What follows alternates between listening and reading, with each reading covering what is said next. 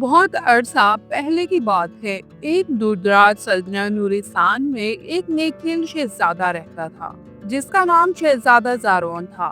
شہزادہ نہ صرف بہادر اور ذہین تھا بلکہ فطرت سے بے پناہ محبت رکھتا تھا۔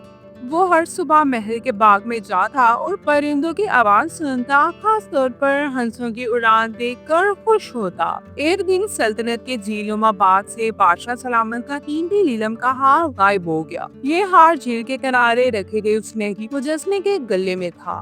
شہزادہ زارون کو یہ بات عجیب لگی۔ اس نے خود تحقیقات کا فیصلہ کیا۔ اگلی صبح وہ چھپ کر جھیل کے قریب جا بیٹھا۔ سورج کی کرنیں پانی پر پڑ رہی تھیں جب اچانک اس نے دیکھا کہ 3 سفید ہنس فضا سے نیچے اترے، مگر ان ہنسوں میں کچھ عجیب تھا۔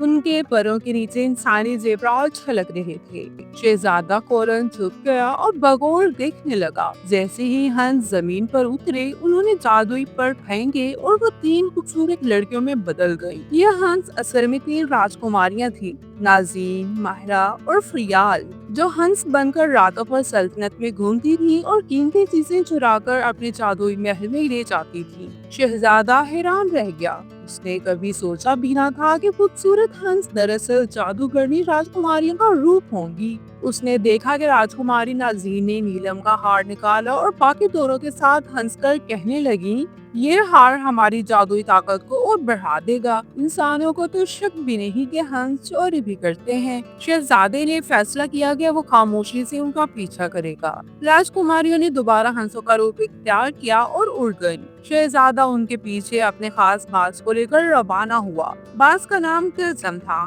جو نہایت عقل مند اور تربیت یافتہ پرندہ تھا۔ باز نے ہنسوں کا پیچھا کیا اور شہزادے کو ایک پوشیدہ جادوئی جنگل تک پہنچا دیا، جہاں ان کا قلعہ تھا۔ یہ قلعہ ہوا میں معلق تھا اور اس کے دروازے پر تلسمی شعلے لپک رہے تھے۔ شہزادہ سمجھ گیا کہ عام انسان اندر داخل نہیں ہو سکتا، مگر شہزادے نے اپنی نانی دادی سے سیکھی ہوئی ایک پرانی دعا پڑھی اور اسے اپنے دل کی نیکی پر یقین تھا۔ دعا کے ختم ہوتے ہی شعلے ہلکے ہوئے اور دروازہ کھل گیا۔ جیسے ہی وہ اندر داخل ہوا، راجکماریوں نے اسے دیکھ لیا۔ وہ حیران ہوئی کہ کوئی انسان کیسے اندر آ گیا۔ راجکماری فریال نے غصے سے کہا، تم نے ہمارا راز دیکھ لیا، اب تمہیں قید کر کے رکھنا ہوگا۔ مگر نازین، جو باقیوں سے زیادہ نرم دل تھی، بولی، نہیں، یہ شاید ہمیں سمجھ میں آیا ہے، آئیے اسے بات کرتے ہیں۔ شہزادے نے ان سے کہا، تمہارا حسن بے مثال ہے، مگر تمہارا کام شرمندگی سے بھرپور ہے۔ خوبصورتی اگر چوری میں استعمال ہو تو وہ شیطان روح بن جاتی ہے۔ راجکماری ماہرہ نے طنزیہ ہنسی کے ساتھ کہا،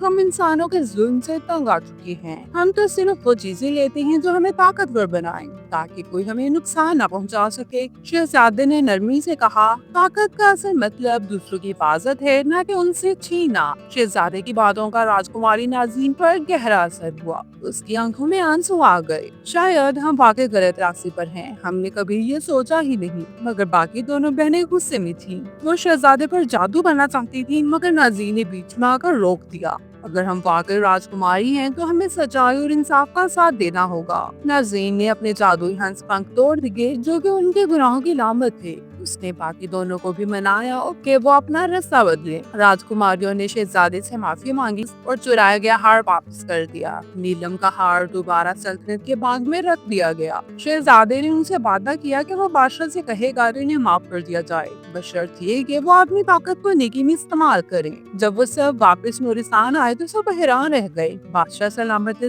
سوالات کیے، مگر جب شہزادی نے پوری بات سمجھائی تو بادشاہ نے انہیں ایک موقع دینے کا فیصلہ کیا۔ راجکماریوں نے سلطنت کے بیمار اور یتیم بچوں کے لیے جادوئی اسکول بنایا۔ وہ دن بھر بچوں کو پڑھاتی اور رات کو ہنس بن کر صرف جھیلوں میں اڑان بھرتی، بغیر کسی نقصان کے۔ کچھ عرصہ بعد شہزادہ زارون اور راجکماری نازین کی محبت نے جنم لیا۔ نازین نے دل سے اپنے ماضی کی غلطیوں کو تسلیم کیا تھا اور اب وہ عوام کی خیرخواہ بن چکی تھی۔ ان کی شادی بڑے دھوم دھام سے ہوئی اور سلطنت میں امن سکون کا راج قائم ہو گیا۔ تو یہ کہانی ہمیں سکھاتی ہے کہ طاقت اگر نیکی میں استعمال ہو تو جادو بھی نعمت بن جاتی ہے۔ دل سے بدلے جانے والا انسان سب سے قیمتی ہوتا ہے۔ جرم کا راستہ وقت کی طاقت دیتا ہے، مگر سچائی دائمی عزت ہوتی ہے۔